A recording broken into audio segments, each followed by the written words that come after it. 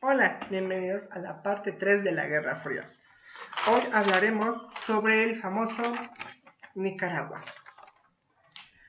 Antes de hablar de Nicaragua, quisiera hablar sobre cómo es que una persona empezó a mover todo un país. Y en este caso, en este país en específico, este personaje se llama Augusto Sandino. Augusto Sandino fue un revolucionario nicaragüense, líder de la resistencia a las fuerzas de ocupación estadounidenses en la primera mitad del siglo XX. Debido a su comportamiento liberal, es considerado un héroe nacional de Nicaragua. En 1912, Augusto Sandino fue testigo de la primera intervención estadounidense en Nicaragua. Ver los continuos abusos que ocurrían en su país, no lo pudo soportar y partió de Tampico, que está en México, en la parte norte, hacia su país, haciendo que en 1912, hasta que el 18 de mayo de 1926 decidió unirse al Ejército Constitucional Nicaragüense. La organización luchó contra el régimen impuesto por los yanquis de la República. El 26 de octubre de 1926 se armó con los trabajadores de la misma, de la mina San Albino, y se unió a la causa del gobierno constitucional. El 2 de noviembre de 1926 organizó a todos los combatientes y los llevó a atacar a la sala conservadora en el pueblo de El Jícaro. Debido a su éxito en esta batalla, fue nombrado y reconocido por el jefe de Estado Mayor del Ejército como general del jefe del Ejército de las Segovias, donde estableció su base de operaciones. De hecho, Sandino solo tuvo 30 personas en una guerra nacional contra los invasores estadounidenses. El 2 de septiembre de 1927, Nicaragua estableció un ejército para defender su soberanía nacional. Después de una dura batalla, y los estadounidenses vieron que había pocas probabilidades de derrota, el mismo gobierno estadounidense se retira, dirigido por Herbert, desplegándolos de Nicaragua. Franklin Roosevelt finalmente había comenzado las negociaciones de la paz con el gobierno de Estados Unidos, y Sandino designó al nuevo presidente del Partido Liberal, Juan Bautista, el cual propuso una nueva propuesta de paz que fue aceptada con éxito y terminó oficialmente la guerra el 2 de febrero de 1933. Pasado el tiempo, el 21 de febrero de 1934, el ministro de Agricultura de esa casa, Sofonías Salvatierra, y su teniente general Francisco Estrada y el general Juan Pablo Unmansor, por invitación de Juan Bautista Sacasa, el teniente asistió a la cena celebrada en la colina del Palacio Presidencial, donde fue arrestado. Lisandro Delgadillo lo envió a la prisión de El Hormiguero, donde los tres generales, Sandino, Estrada y Humanzo, fueron asesinados por el guardia de campo, que los mató a las 11 de la noche. Después de esta terrible tragedia, ocurrió algo en 1961, y fue el Frente Sandinista de Liberación Nacional. Esta organización se llamó así porque uno de sus objetivos era derrocar a la dictadura de Somoza. Para lograr este objetivo, comenzó una lucha armada para tener un acceso total al poder político y a la democracia, lo cual iba a ser un progreso en Nicaragua. En 1969 se encontró la primera celda sandinista en una casa en Nicaragua, que generalmente estaba cubierta por más de 300 soldados. La lucha duró aproximadamente 3 horas y la guardia somista demolió por completo la casa. En julio de 1979, uno de los países más grandes de Centroamérica fue reconocido por primera vez como la Revolución Popular Sandinista, que duró hasta febrero de 1990. La confrontación fue peleada por el famoso Julio Buitrago, quien desde entonces es conocido por ser miembro de la Dirección Nacional del Frente Sandinista. El coraje despertó a la gente y fue llamado el jefe del movimiento de la resistencia urbana. Unos 6 meses después tuvo lugar una nueva batalla, pero en otra casa, en Nicaragua. El poeta Leonel Rugama, que fue en los restos de la guerrilla de Pancasán, murió ahí. Una de las etapas conocidas como acumulación silenciosa de tropas. Incluyó la planificación de una operación que seguramente sería contraria a la dictadura de la época. Así comenzó el plan para promover departamentos estudiantiles, colonias, varios gremios, áreas rurales y áreas montañosas. Ahora, hubo guerrillas y movimientos antisomocistas y una contrarrevolución antisandinista. Ahora, esto fue porque la Guerra Fría se describe como una paz a largo plazo, pero su impacto es un fenómeno recurrente de guerra en los países latinoamericanos con un gran número de víctimas, la mayoría de ellas en 3 países: Guatemala, El Salvador y Nicaragua. La mayoría de los conflictos son causados por factores internos, pero en algunos casos tienen influencia internacional. Un ejemplo de esto es el conflicto de Nicaragua en la década de 1980, que fue un factor importante en la interacción este-oeste. Hubo una revolución marxista en Nicaragua. El gobierno de los Estados Unidos implementó la doctrina Reagan para apoyar a los grupos guerrilleros que intentaron luchar contra el régimen prosoviético. Del mismo modo, Nicaragua ha experimentado una transición a la democracia, el fin de la guerra civil y los problemas económicos. Pero vamos a hablar sobre la revolución antisomicista.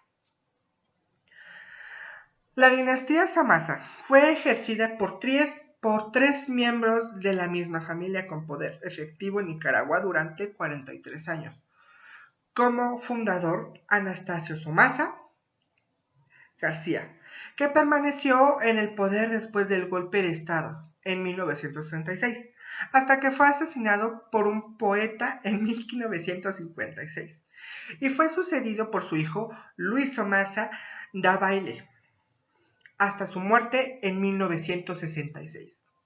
El segundo hijo, Anastasio Somasa Davalle, llegó al poder hasta que Sandinista ganó en 1979. En 1973, después de que el candidato Juan Sacasa ganara la presidencia, el ejército estadounidense se retiró. Poco después, en 1936, Anastasio Somasa asesinó a Sacasa para permitir que el ejército de los Estados Unidos regresara, pero bajo el liderazgo del gobierno de Roosevelt. Ahora sí, Roosevelt decidió no interferir en los asuntos de Nicaragua y Somasa no recibió el apoyo estadounidense. Después del incidente de Pearl Harbor, Somoza declaró la guerra a Japón, con la esperanza de obtener el apoyo y la atención de Estados Unidos nuevamente. No fue hasta el final de la Guerra Fría que Estados Unidos consideró el territorio de Nicaragua como una persona útil para el entrenamiento de rebeldes de la CIA, que en 1954 derrocó al presidente izquierdista de Guatemala. En los años siguientes, Washington tuvo representantes embajadores en Managua, que a veces se parecían a los agentes de Somoza en el gobierno de los Estados Unidos. La dictadura de Somoza se caracterizaba por mantener ciertas medidas democráticas y depender del Partido Liberal. La dictadura se basa en las Fuerzas Armadas, en este caso la Guardia Nacional, entrenadas por funcionarios estadounidenses, y las Somozas mantienen una estrecha relación con Washington, mostrando a sus residentes que Nicaragua es el agente de este poderoso país. Desde 1912, Estados Unidos tiene una presencia militar e influencia en la política del país. Cuando los marines fueron enviados para proteger a los intereses estadounidenses y apoyar el gobierno conservador contra la horrible rebelión, Henry Simons,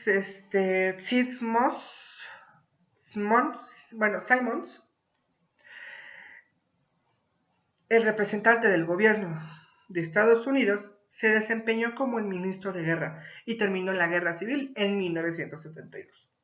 Después de reunirse con el líder rebelde liberal José María Moncada, aunque más tarde Augusto Sandino continuó luchando y discutiendo con los yanquis.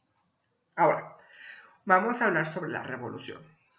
Prácticamente, el desarrollo económico de Nicaragua en las décadas de 1960 y 1970 fue muy importante. En la década de 1960, su PIB creció con una tasa de 7.2 por año. Eso significa de 970%, 5.8 en 1978. La modernización ha provocado cambios económicos y sociales, acompañados de agitación política. Teniendo en cuenta la contribución de la Guardia Nacional y a la gobernanza a largo plazo de Somoza, también impidió que las Fuerzas Armadas reprimieran dictadores impopulares como otros países.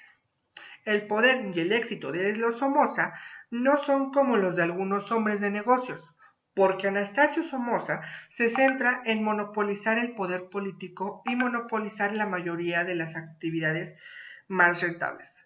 La insatisfacción con esto y la presión continua de América del Norte son factores que impulsaron el movimiento sandinista. Para entender el Frente Sandinista de Liberación Nacional, que podríamos abreviarlo como la FSLN, que tenemos de tener en cuenta que el pensamiento político revolucionario y comunista salvadoreño, que es de Farabundo Martí, que se basa en un profundo patriotismo y siente que Norteamérica interfiere con su país. Ok, insatisfecho, sintiéndose unido en América Latina, que fue un apego por la tradición del Partido Liberal y la sensibilidad a los problemas sociales, el FSLN reinterpretó estos ideales como los pioneros de la revolución social. Los sandinistas muestran la mitología nacional a Nicaragua y otros países no se muestran a los comunistas como nacionalistas. ¿Ok? Su propósito es redistribuir la riqueza para apoyar a las masas privadas y librarse del gobierno de los Estados Unidos. Esto causó simpatía entre el público en general hacia el poder. Los sandinistas pudieron combinar la concentración de poder en sus manos con una amplia gama de alianzas tácticas, lo que convirtió un factor decisivo para la victoria. Para oponerse al dominio de los somocios y los Estados Unidos, se lanzó un movimiento social en la década de 1920, liderado por Augusto César Sandino, mejor conocido como Sandinito. Bueno, yo se lo puse, olvídelo. Apoyo por los agricultores y ciudadanos nicaragüenses. El movimiento de resistencia armado contra el ejército estadounidense fue cuando la lucha duró 7 años, de 1927 a 1933, hasta que el ejército estadounidense llegó a un acuerdo con algunos líderes rebeldes para abandonar el país, en condiciones que no afectarían a los intereses y las empresas estadounidenses, pero Sandino no consideró estos acuerdos como una solución a la batalla, que dirigió, por cierto, por lo que continuó luchando con el gobierno y las fuerzas yanquis, hasta que fue asesinado por Anastasio Somoza, que ya hablamos un poco de cómo fue asesinado y dónde fue asesinado y qué pasó. En la plataforma política y militar el general de la FSLN, o sea, Frente Sandinista de Liberación Nacional, en 1977, determinaron que la revolución se dividió en dos etapas. Primero es establecer el socialismo, pero debido al atraso económico de Nicaragua y los factores nacionales e internacionales, esto terminó siendo imposible. Por lo tanto, intenta conquistar el poder político y establecer un gobierno revolucionario democrático del pueblo. Pero para este fin, la participación de todos los sectores sociales fue necesaria, incluidas las clases altas y bajas, los propietarios pequeños y medianos y los departamentos patrióticos. Pero todo esto se debió basar en los agricultores, trabajadores temporales, estudiantes e intelectuales revolucionarios. El FSLN aceptó la participación de cualquiera, pero una vez que ganaron la revolución, no compartirían el poder. De hecho, el FSLN se basa en el centralismo democrático leninista y con el apoyo de personas cuya ideología e ideologías son contrarias al leninismo, su victoria es aún más impresionante. Ahora, la contrarrevolución antisandinista fue prácticamente así. Desde el establecimiento del régimen por el FSLN y desde los contrapuntos de Nicaragua y desde la primera fase de la revolución antisomachista, cubrió casi toda la vida del régimen final. No logró eliminar por completo el pluralismo político o la economía privada, conforme a un país donde el partido gobernante controla el gobierno. En marzo de 1979, sus tres tendencias se unificaron nuevamente y se alcanzó un acuerdo bajo la mediación de Castro para establecer una oficina nacional para controlar las fuerzas militares, a saber, la guerrilla y el ejército popular sandinista mismo. Gracias.